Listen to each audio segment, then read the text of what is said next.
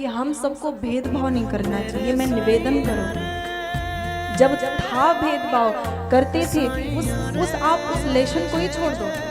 आप सोचो मत कि क्यों भेदभाव होता था, अभी होना चाहिए नहीं होना चाहिए, ये सोचो ही मत। ये सोचो कि बस नया युग आया है जिसमें हमें भेदभाव नहीं करना है। ब्राह्मण का छुआ क्षत्रिय नहीं खाएगा, और भेदभाव की जिम्मेदारी तो ब्राह्मण नहीं है। भेदभाव के जिम्मेदार केवल ब्राह्मणों को लोगों ने माना है, पर भेदभाव के जिम्मेदार केवल ब्राह्मण नहीं है, भेदभाव के जिम्मेदार सब हैं। तो बदनाम केवल ब्राह्मण है। क्षत्रिय भी भेदभाव करता है, वैश्य भी भेदभाव करता है, शूद्र भी भेदभाव करता है।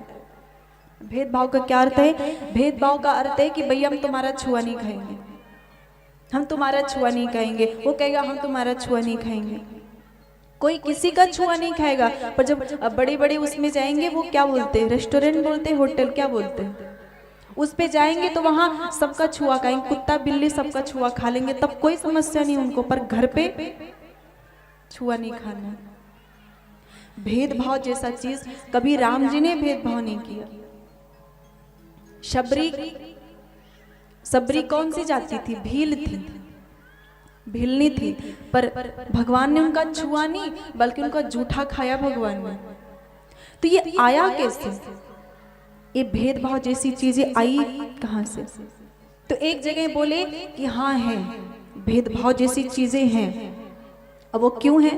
वो इसलिए है क्योंकि देखो, ब्राह्मणों के स्वभाव और संस्कार में दूसरा होता है। ब्राह्मण का स्वभाव संस्कार, उनका खान पान थोड़ा अलग होता है, क्षत्रिय का थोड़ा अलग होता है, वैश्य का थोड़ा अलग होता है, शूद्र का थोड़ा अलग होता है। तो ये होता है कि हम दूसरी तरह खाते हैं, हमारा स्वभाव, हमारा विचार पसंद दूसरा है, उनका पसंद स्वभाव दूसरा है। तो इसलिए वो एक साथ नहीं रखा गया, हाँ भाई तुम अपने पसंद का खाओ, अपने पसंद का। पर ऐसा नहीं कि अब इस पे आगे के नहीं छुआ ही नहीं खाएंगे। लेकिन एक बात है, भेदभाव नहीं करना चाहिए, और जातिगत भेदभाव नहीं करो बल्कि कर्मगत भेदभाव करो। जो बुरा है उसके साथ मत रहो, चाहे वो ब्राह्मण है, चाहे क्षत्रिय है, चाहे वैश्य है, चाहे शूद्र है। जो बुरा है उससे दूर रहो, जाति से दूर नहीं रहना है बल्कि बुरे से दूर रहना है। पर एक चीज है जो आवश्यक है, एक चीज है जो जरूरी है। आप भेदभाव मत करो, पर एक चीज है जो जरूरी है कि आप विवाह जो होते हैं ना, विवाह अंतर जातीय ना हो, जैसे ब्राह्मण और वैश्य हैं। तो ये जो विवाह की प्रक्रिया है ये खतरनाक हो जाती है अगर दूसरे जाति में विवाह होता है। तो पता है क्यों? इसका लॉजिक क्या है? इसका लॉजिक ये नहीं कि वो बड़े हैं वो छोटे हैं, इसका कारण ये है कि यदि ब्राह्मण का विवाह एक वैश्य से हो जाए तो उस ब्राह्मण के रीति रिवाज, उस ब्राह्मण के संस्कार और उस वैश्य के रीति रिवाज संस्कार कभी मैच नहीं कर सकते।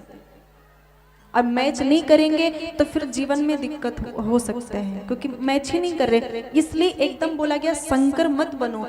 जब मिश्रण हो जाते हैं ब्राह्मण और एक ब्राह्मण एक वैश्य विवाह हो गया, अब जो संतान हुई सो मिश्रण है, ना तो ब्राह्मण है ना तो वैश्य है, तो वो अजीब तरह का नागरिक होता है, अजीब तरह का व्यक्ति होता है। तो बोले नहीं, एक जाति विवाह के लिए बाध्य है।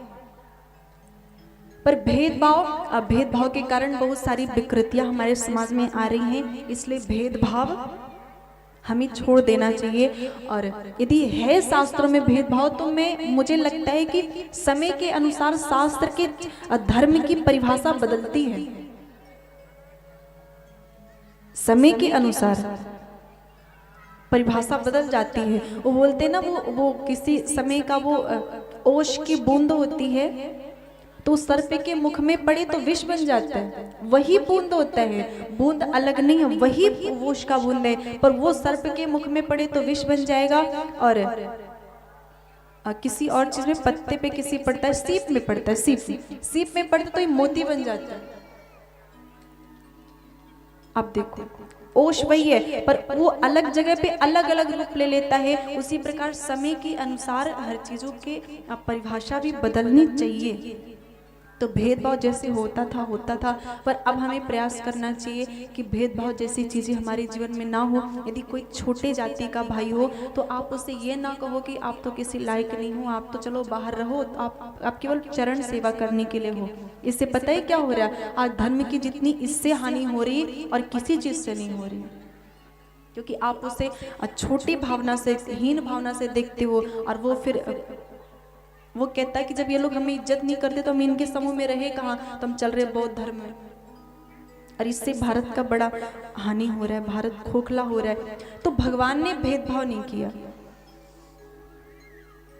वो ग्वालाओं के साथ में बैठ करके, जो ग्वाला अपने घर से लेके आते सोई बैठ करके खाते हैं।